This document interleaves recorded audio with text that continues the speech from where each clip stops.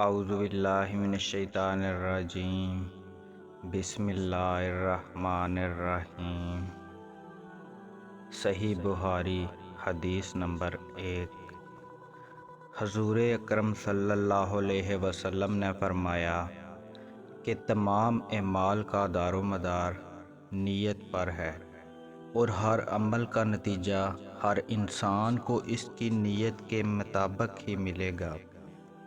پس جس کی ہجرت دولت دنیا حاصل کرنے کے لیے ہو یا کسی عورت سے شادی کی غرض ہو، پس اس کی ہجرت انہی چیزوں کے لیے ہوگی جن کے حاصل کرنے کی نیت سے اس نے ہجرت کی ہے۔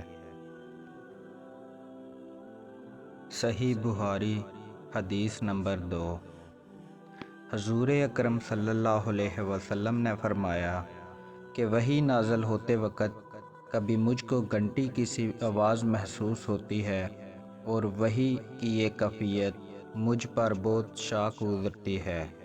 جب یہ کیفیت ختم ہوتی ہے تو میرے دل و دماغ پر اس فرشتے کے ذریعے نازل شدہ وحی محفوظ ہو جاتی ہے، اور کسی وقت ایسا ہوتا ہے کہ فرشتہ بشکل انسان میرے پاس آتا ہے اور مجھ سے کلام کرتا ہے، پس میں اس کا کہا ہوا یاد رکھ لیتا ہوں۔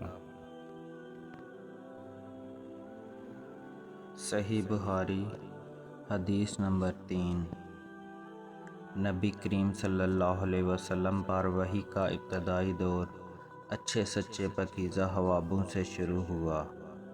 آپ صلی اللہ علیہ وسلم خواب میں جو کچھ دیکھتے وہ صبح کی روشنی کی طرح صحیح اور سچا ثابت ہوتا۔ پھر من جانب قدرت آپ صلی اللہ علیہ وسلم تنہائی پسند ہو گئے، اور آپ صلی اللہ علیہ وسلم نے غار حرا میں خلوت نشینی اختیار فرمائی، اور کئی دن اور رات وہاں مسلسل عبادات اور یاد الہی اور ذکر و فکر میں مشغول رہتے۔ جب تک گھر آنے کو دل نہ چاہتا توشہ ہمراہ لیے ہوئے وہاں رہتے۔ توشہ ختم ہونے پر ہی اہلیہ محترمہ خدیجہ رضی اللہ تعالیٰ عنہا کے پاس تشریف لاتے، اور کچھ توشہ ہمراہ لے کر پھر وہاں جا کر خلوت گزی ہو جاتے۔ یہی طریقہ جاری رہا یہاں تک کہ آپ صلی اللہ علیہ وسلم پر حق منکشف ہو گیا، اور آپ صلی اللہ علیہ وسلم غار حرا ہی میں قیام پذیر تھے کہ اچانک جبرائیل علیہ السلام آپ صلی اللہ علیہ وسلم کے پاس حاضر ہوئے اور کہنے لگے کہ اے محمد پڑھو۔ آپ صلی اللہ علیہ وسلم فرماتے ہیں کہ میں نے کہا میں پڑھنا نہیں جانتا۔ آپ صلی اللہ علیہ وسلم فرماتے ہیں کہ فرشتے نے مجھے پکڑ کر اتنے زور سے بھینچا کہ میری طاقت جواب دے گئی، پھر مجھے چھوڑ کر کہا کہ پڑھو۔ میں نے پھر وہی جواب دیا کہ میں پڑھا ہوا نہیں ہوں۔ اس فرشتے نے مجھ کو نہایت سی زور سے بھینچا کہ مجھ کو سخت تکلیف محسوس ہوئی۔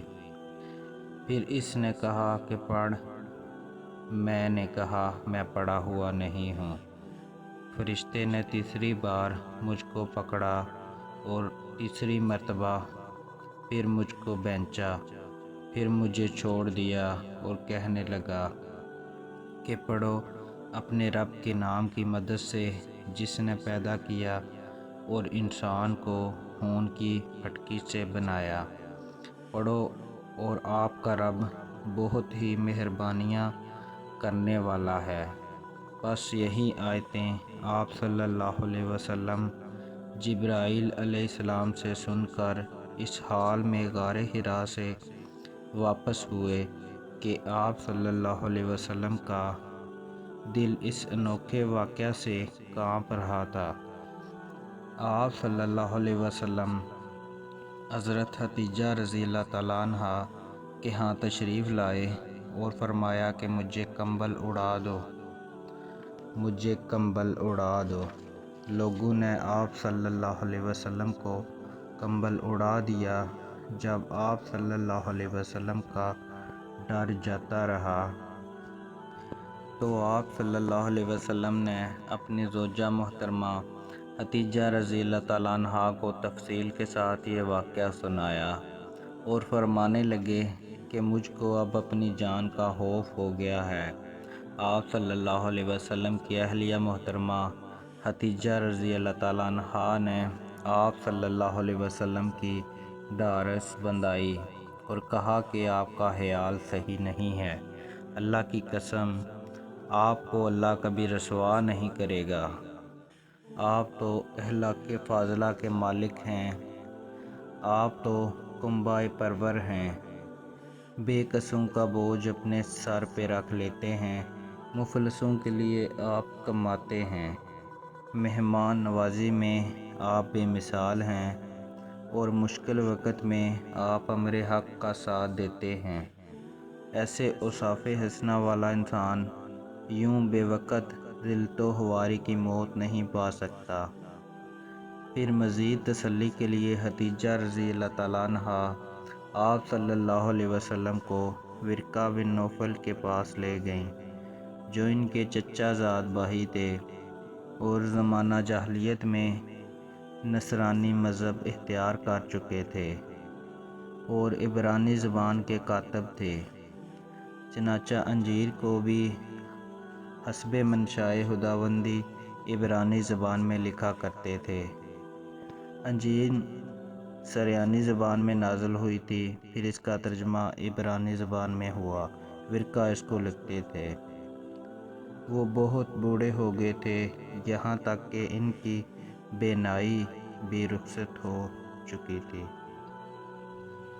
خدیجہ رضی اللہ تعالیٰ عنہا نے ان کے سامنے آپ صلی اللہ علیہ وسلم کے حالات بیان کیے اور کہا کہ اے چچا زاد بھائی، اپنے بھتیجے محمد صلی اللہ علیہ وسلم کی زبانی ذرا ان کی کیفیت سن لیجئے۔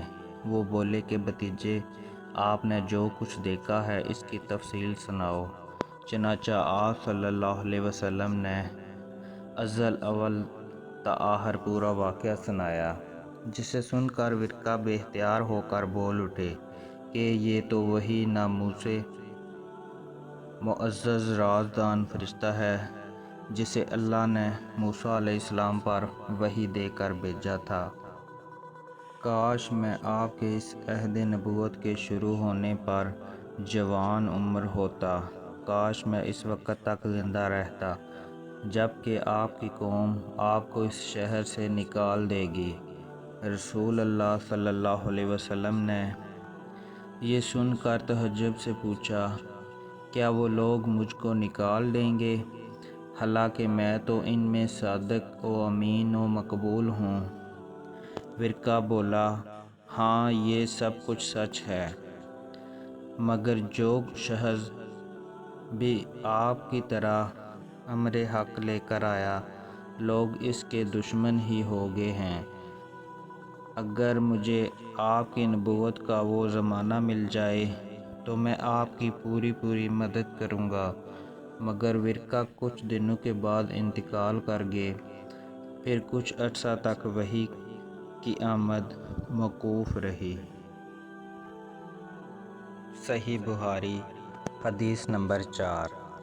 آپ صلی اللہ علیہ وسلم نے وحی کے رک جانے کے زمانے کے حالات بیان فرماتے ہوئے کہا کہ ایک روز میں چلا جا رہا تھا کہ اچانک میں نے آسمان کی طرف ایک آواز سنی اور میں نے اپنا سر آسمان کی طرف اٹھایا۔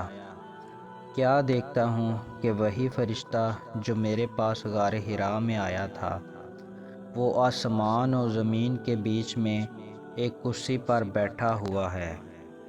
میں اس سے ڈر گیا اور گھر آنے پر میں نے پھر کمبل اوڑھنے کی خواہش ظاہر کی۔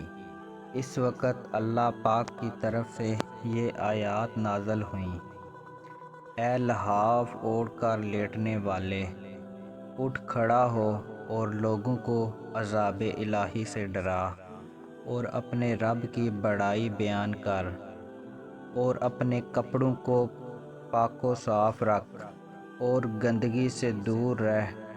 اس کے بعد وہی تیزی کے ساتھ پے در پے آنے لگی۔ صحیح بخاری حدیث نمبر 5۔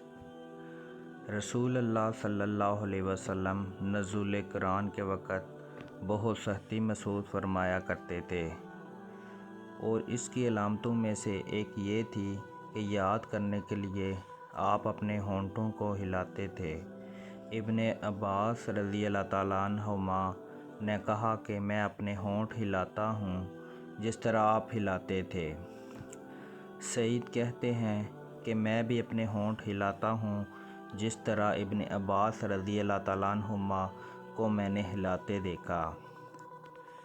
پھر انہوں نے اپنے ہونٹ ہلائے۔ ابن عباس رضی اللہ تعالیٰ عنہ نے کہا، پھر یہ آیت اتری کہ اے محمد، قرآن کو جلد جلد یاد کرنے کے لیے اپنی زبان نہ ہلاؤ، اس کا جمع کر دینا اور پڑھا دینا ہمارا ذمہ ہے۔ ابن عباس رضی اللہ تعالیٰ عنہ کہتے ہیں، یعنی قرآن آپ صلی اللہ علیہ وسلم کے دل میں جما دینا اور پڑھا دینا ہمارے ذمہ ہے۔ پھر جب ہم پڑھ چکیں تو اس پڑھے ہوئے کی اتباع کرو۔ ابن عباس رضی اللہ تعالیٰ عنہ فرماتے ہیں، اس کا مطلب یہ ہے کہ آپ اس کو خاموشی کے ساتھ سنتے رہو۔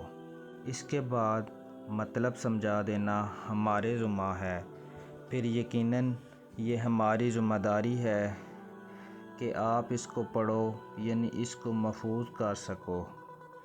چنانچہ اس کے بعد جب آپ کے پاس جبرائیل علیہ السلام وحی لے کر آتے تو آپ توجہ سے سنتے۔